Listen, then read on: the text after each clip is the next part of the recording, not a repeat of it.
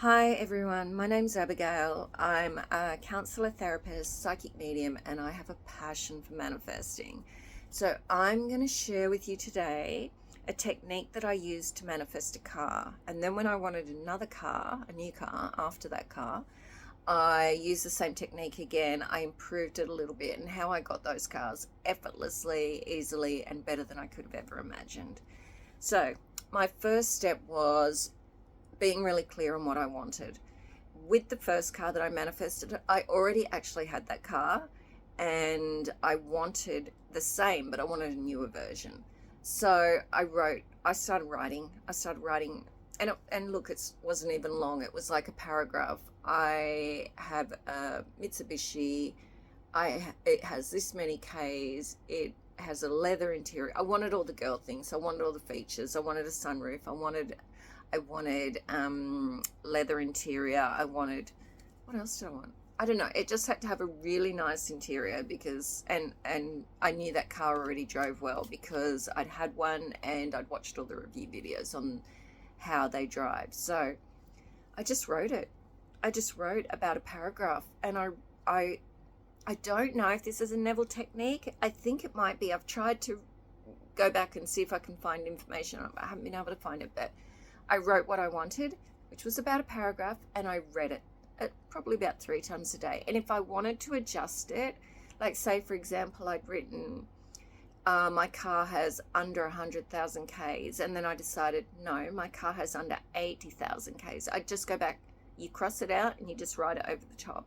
So I just kept doing that. I just kept doing that for a few weeks, and I started looking, and lo and behold, the perfect car came along, and I got that car. And it all flowed except for one thing. When I got that car, the sale didn't go very smoothly. The guy was a bit, it was a bit difficult, and he kind of told me stuff that wasn't true, and he said he had 2 keys. He only gave me 1 key, and I really wanted 2 keys for it. And it did turn out a few months later that there was a spare key wired underneath.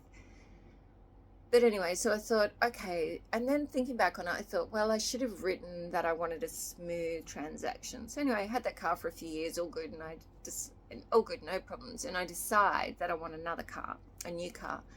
So I did the same thing. So I decided that I wanted a gold Nissan. I don't know why. I just thought the interiors, the ones I was looking at, were beautiful, and everyone was telling me it was a man's car. And I was like, oh, okay, maybe I should look at something else. But I still had it in my head that I wanted that. And so I started my list, and I hadn't got much written down, but I knew what I wanted. So I saw one locally, and I went and looked at it. And while I was there, I said to the guy, do you have anything else in this price range? And he showed me this other car, and I was like, oh my God, this car is beautiful. I love this car. And I looked on the speedometer on the dash, and it was in my numbers because I have, my birthday is 333, so all the numbers add up to 3s. And I've studied numerology, so I was like, wow, that's a sign, because I made it a sign, as you do with some manifesting. So I loved this car. So I was like, okay, I want this car. So, but I wasn't totally happy with the price. So I went back and thought, and I'm not someone who'll jump in. I'll go back and do my research. So I started looking online. I started watching reviews of this car, and it ticked all the boxes. So it was all good. I was ready to go. I looked online and I found another one, and I was like, okay. And I started dreaming about this car as well, which was crazy. And so I started writing. I kept writing what I wanted, how many Ks. I wanted a smooth sale. I wanted it to go through. I wanted 2 keys. It was again down to the interior, the sunroof and the leather seats and everything else that I wanted.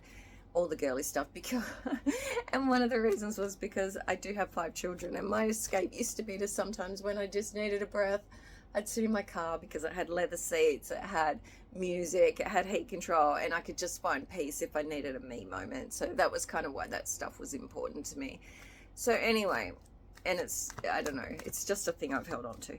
So I'm writing this list. I find one online locally. I go look at it. I love it. I talk to the lady a bit. I keep looking, and we're kind of negotiating. And meanwhile, while I'm looking, I find another one but it's the latest model, and I start watching videos on that. It's way too expensive, and I'm watching videos and I'm just longingly looking at it like, oh, I'd love that one.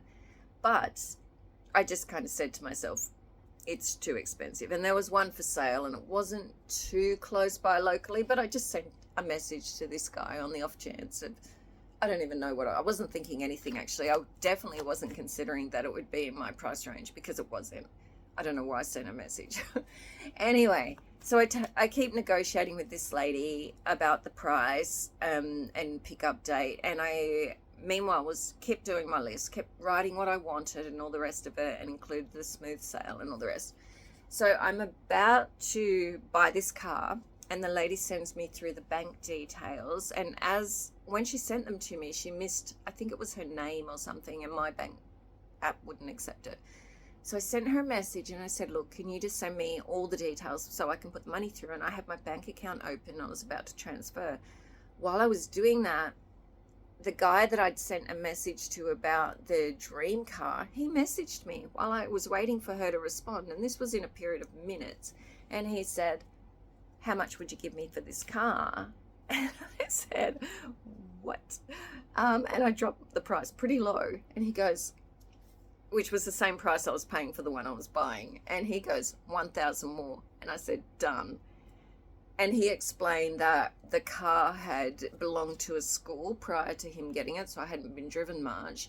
And he'd had it for a year, and it had sat in his garage, but he now had a work vehicle, so he didn't need it, and he just wanted to get rid of it. And he lived a bit far out, and no one was kind of willing to go out there.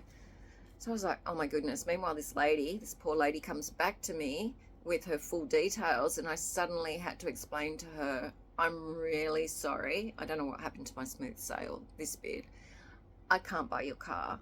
I've just been offered this one. And she actually rang me and started crying, and I was like, oh goodness, what do I do here?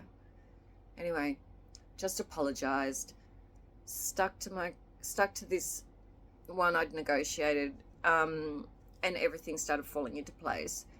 I got offered a lift out there by a friend. I got the first year's insurance was covered.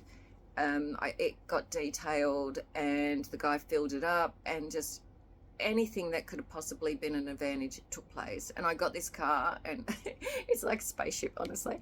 It has every safety feature you could ever imagine. It has things that I still don't even know what they do. It's got a moon roof, it's got leather seats, it's got heated seats, it's got everything. It's beautiful, and I love it, and I still have it actually. But all I did was have my list, and I kept going back and reading it and just changing it and adding and taking away. And I didn't get myself into any particular state besides longing for the good one and kind of saying no and just kind of being positive about it. But I wasn't really emotionally super duper invested. But what's I think is interesting is when back to the first car before this one, my son ended up with that car because he just wanted it, and he manifests with it too. Like, how that car's still going, I do not know. It's got like 500,000 Ks on it, and it's like got so many issues, and he just says, I love it. I love this car. I love it with all my heart, and it just keeps going, and it does, and it's amazing. He's still driving it around. So moral of the story, as long as you don't have the big emotional stuff come up, because I've done a video about that, and I'll do some more. Just be at peace and just be like, yeah, it's happening. It might be easy. Maybe you could start on something smaller, but honestly, you just write a paragraph, cross out bits, change bits, and think a bit widely. Like in the first one, I didn't put in about the smooth sale process, which I did in the second one, and that actually went really well. So that was really good, that it all just fell into place. It was all just perfect. This just fell out. Oh, I can't really show it because they haven't really got clothes on much, and it might not be a good idea because it'll get taken down. So moral of the story, write what you want, adapt it, read it, keep looking if you want to, and just let it fall into place. And it was so smooth, it was so easy, honestly. So if you get the big emotions come up, then work with that too. That's always a good thing. I always say it's a good thing. Keep going. Oh my goodness, it shows that your old resistance is being pushed to the surface to be dealt with.